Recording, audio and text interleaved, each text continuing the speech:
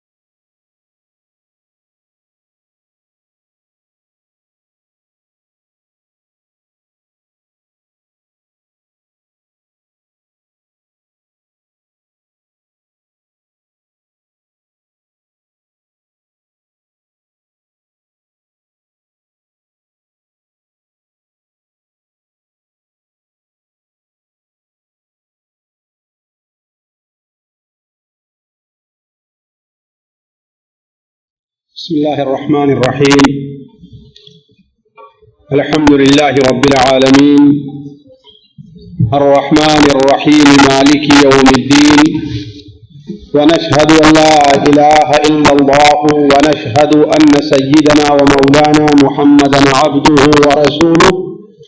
أرسله إلى الناس كافة بشيرا ونذيرا. أما بعد، فإن خير الحديث كتاب الله،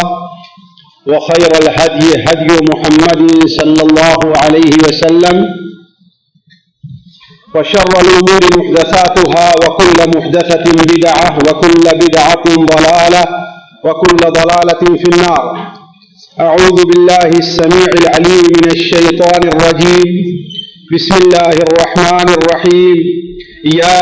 أيها النبي إذا طلقتم النساء فطلقوهن لعدتهن وأحصوا العدة،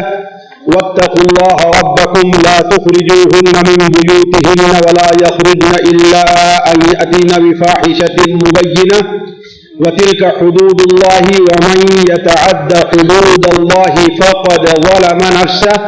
لا تدري لعل الله يحدث بعد ذلك أمرا.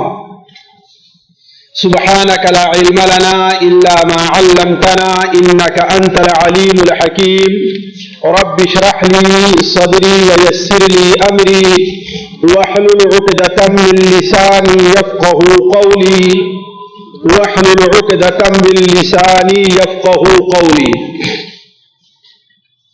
عزیز ساتھیوں، قابل احترام دینی بھائیوں، السلام علیکم ورحمۃ اللہ وبرکاتہ۔ آج بروز جمعہ 21 شعبان 1432 ہجری، مکتب توعیت الجالیات زلفی کے اندر ہمیں جس عنوان سے متعلق کچھ کہنے کا حکم دیا گیا ہے وہ اعلان سے ظاہر ہے، یعنی طلاق۔ میں اس موضوع کو آپ کے سامنے چند عنوان کے تحت رکھتا ہوں۔ پہلا عنوان مقدمہ کے طور پر ہے، جس میں رشتہ ازدواجیت کی اہمیت کا اختصار کے ساتھ ذکر ہوگا۔ دوسرا عنوان طلاق کے معنی اور اس کے حکم سے متعلق ہے۔ تیسرا عنوان طلاق کی قسمیں وقت اور عدد کے لحاظ سے اس کا بیان ہوگا۔ چوتھا عنوان طلاق کی قسمیں نتیجہ کے اعتبار سے، اور آخری عنوان طلاق سے متعلق بعض ضروری احکام سے متعلق ہے۔ دیکھیے، اللہ تبارک و تعالی نے حضرت آدم علیہ السلام کو پیدا فرمایا، اور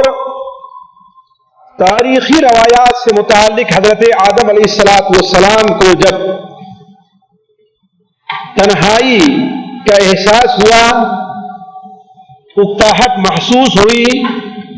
تو اللہ تبارک و تعالی نے انہی کے جنس سے،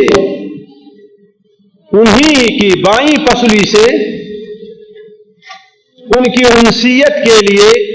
ان کے اطمینان کے لیے، ان کے راحت کے لیے ان کی بیوی کو پیدا فرمایا۔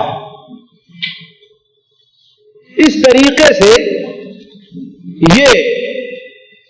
حضرت آدم علیہ السلام کے لیے جہاں ان کی بیوی کا وجود ان کے لیے اطمینان، انسیت اور آرام کا سبب رہا، وہیں ان کے لیے جنسی ضرورت پورا کرنے کا بھی سبب ہوا، اور نسل انسانی کے آگے بڑھنے اور اس نسل کے قیامت تک چلنے کا بھی ایک سبب پیدا ہو گیا۔ اس طرح آپ اندازہ لگا سکتے ہیں کہ میاں بیوی کا جو تعلق ہے، جو ہمارے اور آپ کے ہاں شرعی طور پر بطور نکاح کے دونوں ایک دوسرے کے ساتھ منسلک ہوتے ہیں، اس کا جہاں ایک فائدہ یہ ہے کہ شوہر یا مرد خاص طور پر اپنی تنہائی کی زندگی میں اپنے گھر کے اندر جب آئے، اکیلا پن اور وحشت محسوس نہ کرے، وہیں اس کا دوسرا بڑا اہم فائدہ انسان کے اندر اللہ تبارک و تعالی نے جو جنسی قوت رکھی ہے اس کا پورا کرنا، اور اس کے ساتھ ساتھ سب سے اہم فائدہ کہ انسان جسے اللہ تبارک و تعالی نے اس زمین پر اپنے خلیفے کے طور پر بنایا ہے، اس نسل کے چلنے اور باقی رہنے کا بھی ایک سبب ہے۔ چونکہ یہ علاقہ ازدواجیت اللہ تبارک و تعالی کا مقرر کردہ ہے، اس لیے اللہ تبارک و تعالی کے نزدیک اسے بڑا احترام اور قدسیت حاصل ہے۔ اس کے ساتھ کھیل کرنا، اس کے ساتھ مذاق کرنا، اس کے ساتھ کسی قسم کا ایسا سلوک اور برتاؤ کرنا جس سے اس کے ٹوٹنے کا خطرہ ہو، جس سے اس کے ختم ہو جانے کا خطرہ ہو، یہ چیز اللہ تبارک و تعالیٰ کو قطعاً پسند نہیں، بلکہ اس کے برخلاف اللہ تبارک و تعالیٰ کو یہ ضرور پسند ہے کہ یہ سلسلہ اور یہ تعلق آپس میں قائم رہے۔ بلکہ اللہ کے رسول صلی اللہ علیہ وسلم نے اس رشتے کی قدسیت بیان کرتے ہوئے آپ نے یہاں تک بیان فرمایا کہ 3 قسم کے آدمی ایسے ہیں جن کی مدد اللہ تبارک و تعالی نے اپنے اوپر فرض کر لی، اپنے اوپر واجب کر لیا ہے۔ ان میں سے ایک شخص اللہ تعالیٰ کے راستے میں اس کے دین کی عظمت کے لیے، دین کا جھنڈا بلند کرنے کے لیے جہاد کرنے والا ہے۔ دوسرا وہ شخص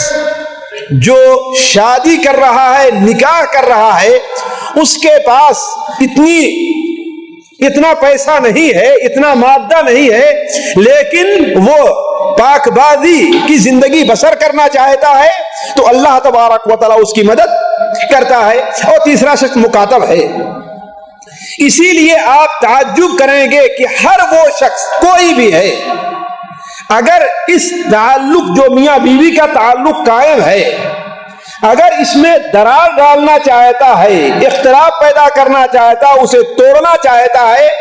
تو اللہ تبارک و تعالیٰ کے نزدیک سب سخت مبغوض، بلکہ اللہ تعالیٰ کے نزدیک وہ ملعون شخص ہے۔ اگر کوئی شخص میاں بیوی کے درمیان اختلاف پیدا کرنا چاہتا ہے تو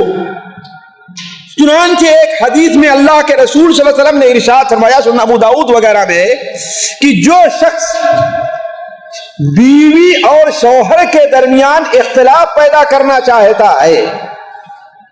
غلام اور اس کے آقا کے درمیان اختلاف پیدا کرنا چاہتا ہے، وہ ہمارے راستے پر نہیں ہے، وہ ہمارے طریقے پر نہیں، مسلمانوں کے طریقے پر نہیں ہے۔ بلکہ آپ صلی اللہ علیہ وسلم نے، جیسا کہ صحیح مسلم شریف مسند احمد کی روایت ہے، کہ ایک بار آپ صلی اللہ علیہ وسلم نے ارشاد فرمایا کہ ہر صبح کو ابلیس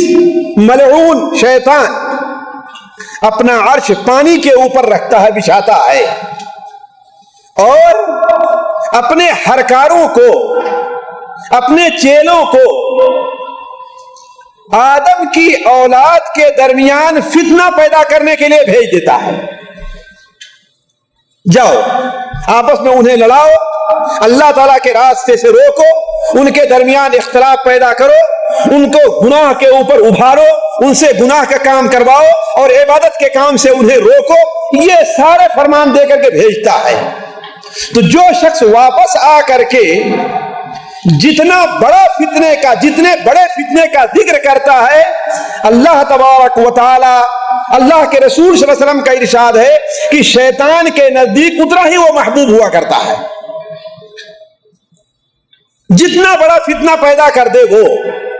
یعنی وہ چیز اللہ تعالیٰ کو جس قدر مبغوض ہوتی ہے، شیطان کو اتنی ہی وہ چیز پسند ہوا کرتی ہے۔ ایک شخص آتا ہے، ایک شیطان آتا ہے، ایک شاگرد آتا ہے اور کہتا ہے کہ ہم نے ایسا ایسا کیا، شیطان کہتا ہے کہ بیٹھ جاؤ، تم نے کوئی بڑا کام نہیں کیا ہے۔ دوسرا آتا ہے، کہتا ہے کہ آج ہم نے ایسا ایسا کیا، کہا بیٹھ جاؤ، تم نے کوئی بڑا کام نہیں کیا ہے۔ پھر ایک شیطان آتا ہے کہ میں میاں بیوی کے درمیان میں برابر پڑا رہا، دونوں کو برابر لڑاتا رہا، یہاں تک کہ